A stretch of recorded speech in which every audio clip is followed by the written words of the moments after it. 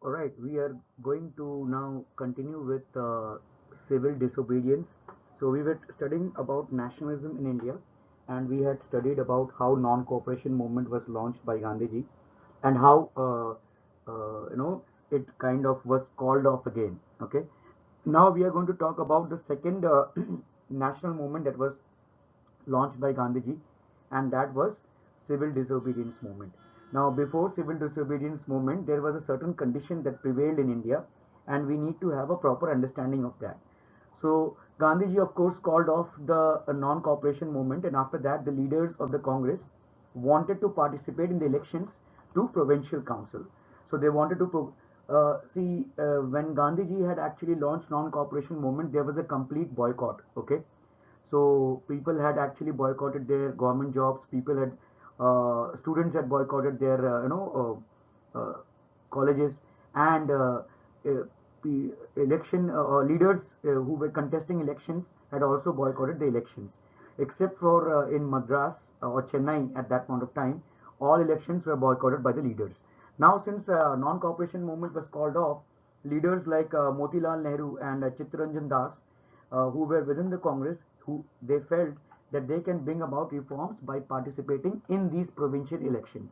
So what they felt is that they, once they contest these elections and once they get elected to these elections, they can actually uh, bring about more of a change by participating and within the framework of the election. Okay, so Motilal Nehru and C.R. Das, they were prominent leaders in the Congress at that point of time, and they felt that they can bring about a change. Okay.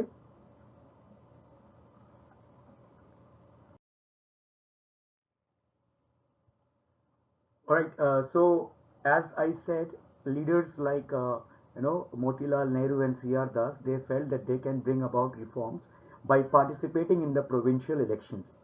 So during, of course, a non-cooperation movement, we are aware that the leaders had boycotted the elections. However, after the movement was called off, they felt that they can participate and bring about a change, and hence they formed the Swaraj Party. So this Swaraj Party was formed within the Congress with an objective of bringing about a reform by participating from inside by contesting these elections. Okay, but there were some young and dynamic and radical leaders like Jawaharlal Nehru and Subhash Chandra Bose who were not very supportive of this idea. What they felt was that the Britishers should leave India once and for all. Okay, so whatever the Britishers were proposing in terms of elections and all, it's just to keep them happy and to refrain us from actually demanding complete freedom from their atrocious rule. Okay, so they wanted to protest against the British directly without contesting any sort of elections. They wanted to put it across clearly that they wanted a clear independence, a free India from the Britishers. Okay, so there was a kind of disagreement between the old leaders of the Congress and the new leaders who were emerging. And the new leaders who were emerging had a huge impact on the Congress itself. So if we notice the civil disobedience movement, we are trying to ascertain the situation before civil disobedience movement and the political situation in India. Okay, so we can see that there was a slight rift between the different members of the Congress and their opinions of how to fight against the Britishers. Okay.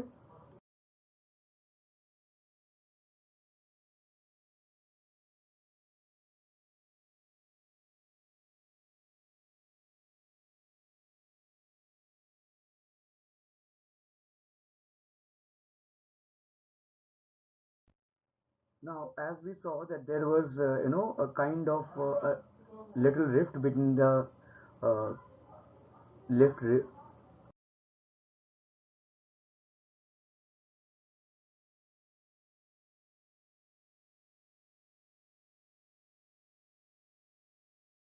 Right. So we were trying to examine the situation in India, which was basically a kind of rift in the Congress itself, and there were certain, members who felt that they can contest provincial elections and demand their rights for Indians and bring about reformations, and that were senior leaders like Motilal Nehru and C.R. Das.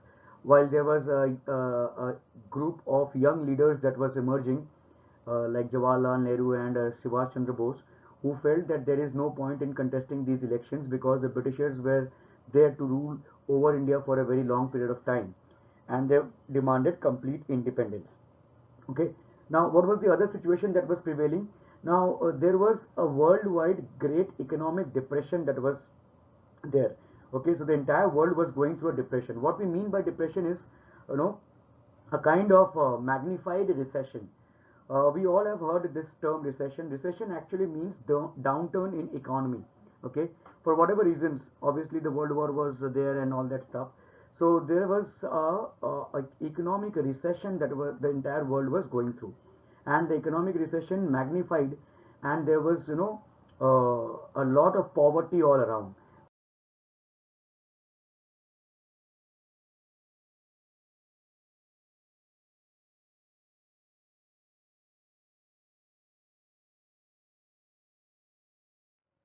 So we have considered the aspects when, there before civil disobedience, the aspect about how there was a rift between the old and the young and dynamic leaders, how there was a difference in their ideology. We also considered the aspect wherein the Great Economic Depression had an impact on the Indian farmers and the Indian economy. And now we are going to consider the aspect from the Britishers' end. Now, the Britishers are realizing slowly that the Indians are kind of uniting for a common cause to get rid of them. So now they started seeing this, and they kind of came up with policies to please the leaders of India, to ensure that they get an indication that Britishers are working with them and not against them. Okay, so with this, in mind, there was a commission that was initiated in 1928, and the leader of this commission was Sir John Simon. He was given the task, with his team, of course, to frame the Constitution of India. To frame the Constitution of India. Now, this was basically, I have written it twice here. Okay, so to frame the Constitution of India. Now, this was greeted by all parties with a common slogan, "Go back, Simon." If you see all these protests that are happening, okay, so "Go back, Simons," or "Simon go back," okay, was basically a slogan that was common amongst all the parties, and there was a reason why it happened. Okay, one prominent reason was that in this commission there was no Indian that was included. So imagine, they are trying to frame the Constitution of India without consulting an Indian. Okay, and that was one of the main reasons why it was received with all party protests. No insider perspective was there. Okay. Okay, a little more about the Simon Commission. Simon Commission basically visited in India in 1927 to investigate the process of the governance scheme and suggest new steps for reforms. So such a commission was to be announced in 1929, but the Conservative government in England advanced its date in view of the tumultuous political condition in India. Okay, I'm so sorry. But the Conservative government in England advanced its date in view of the tumultuous political condition in India. This commission had no Indian members, and all 7 members were from 3 political parties of Britain. And that was one of the reasons why this party received an all-round protest from all the parties in India. So Simon Commission, see, if you see that it had no Indians, okay, it had actually no Indians in that entire commission. From these 7 members who were there in the Simon Commission were all from the 3 political parties of Britain. This gave a very good opportunity to Congress to have an agenda. They protested that Simon Commission was there to deprive them of their right to participate in the determination of the constitution of their own country.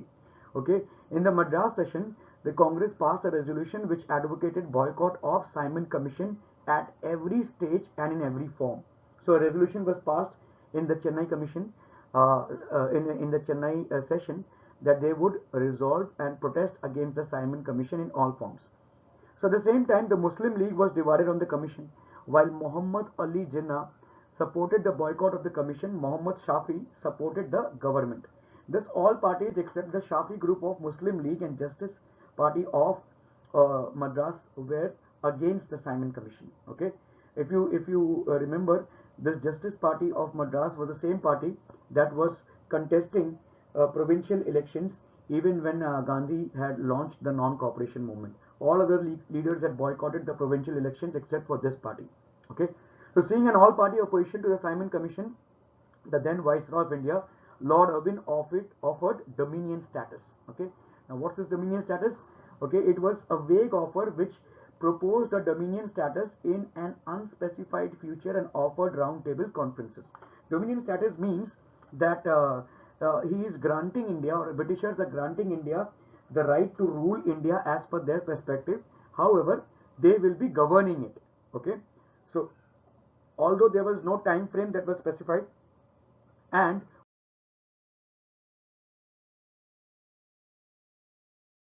so this was one of the reasons why Simon Commission received a major blow from the Indians.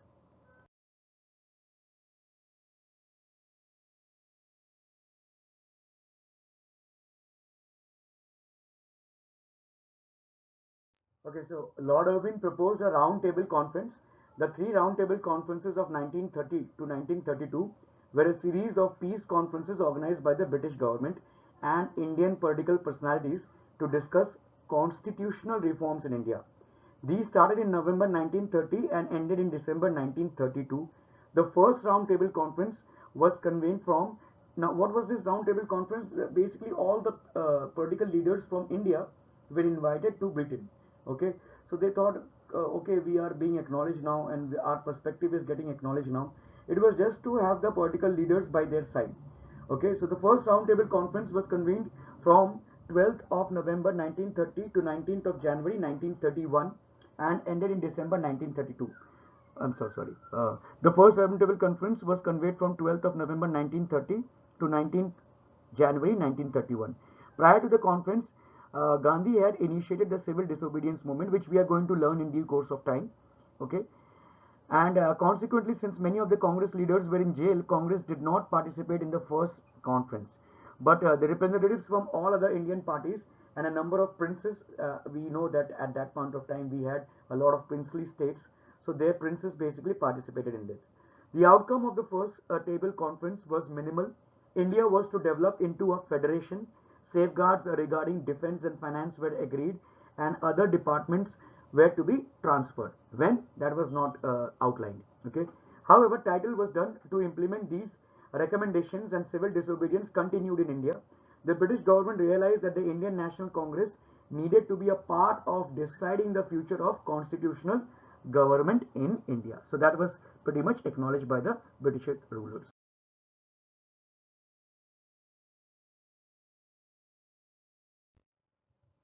Okay, so Lord Irwin, the Viceroy, met with Gandhiji to reach a compromise. On the 5th of March 1931, they agreed the following to pave the way for the Congress participation in the second roundtable conference. As we saw, that the first roundtable conference was not attended by a lot of Congress leaders who were at that point of time in jail. So Lord Irwin met Gandhiji, and he decided to basically uh, ensure that this time maximum leaders can participate. Okay, Congress would discontinue the civil disobedience movement.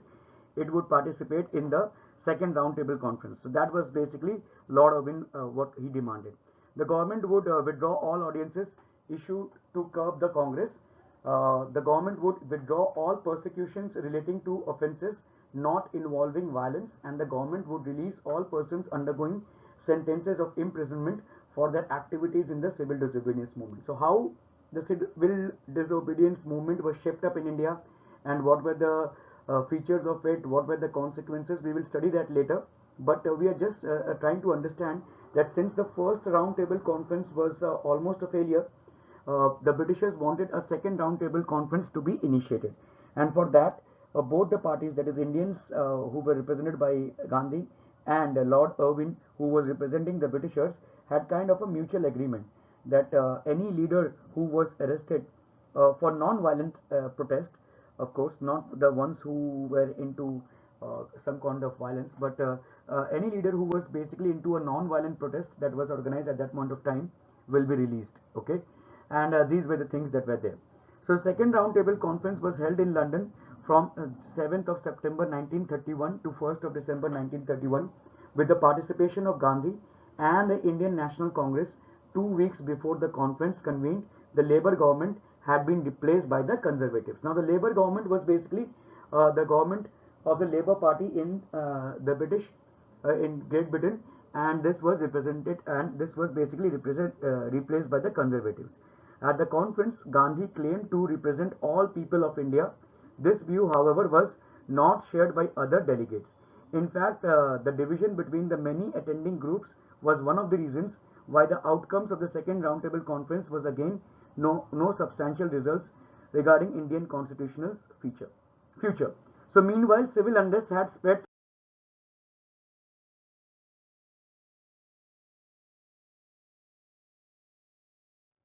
Okay, so now the third roundtable conference was organized on the 17th of November 1932 to 24th of December 1932. Was not attended by the Indian National Congress and Gandhi. Many other Indian leaders were also absent. Okay, like the two first conferences, very little was actually achieved, and that was the intention of the Britishers. Okay, the recommendations were published in a white paper on March 1933 and was debated in Parliament afterwards. A joint select committee was formed to analyze the recommendations and formulate a new Act of India. The committee produced a draft bill in February 1935, which was enforced as the Government of India Act of 1935 in July 1935.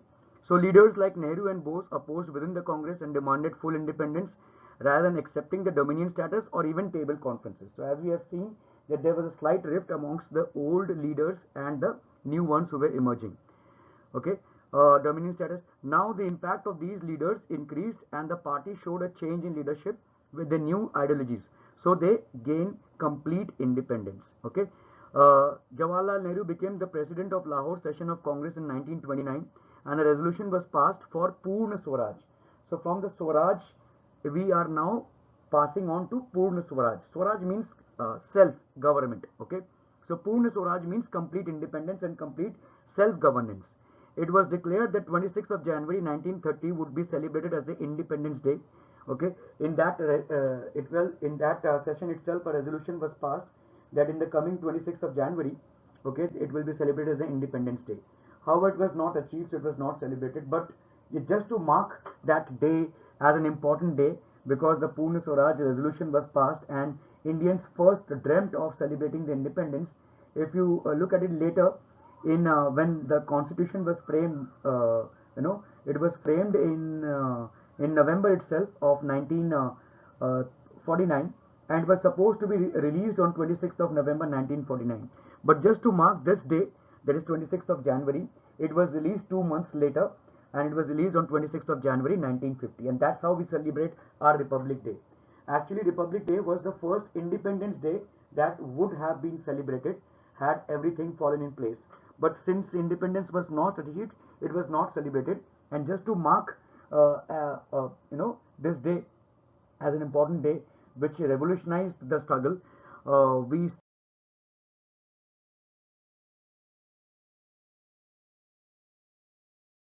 now the Congress leadership, its perspective and objective, both were changing, and Gandhi thought it was the right time to launch the civil disobedience movement.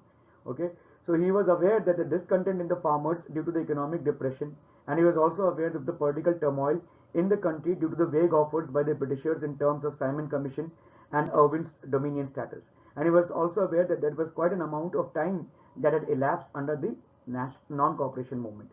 So Gandhi was aware of these situations and hence the civil disobedience movement was launched. What were the key factors of civil disobedience movement and how did it shape up the struggle of India's independence? We are going to cover in the next slides. Okay.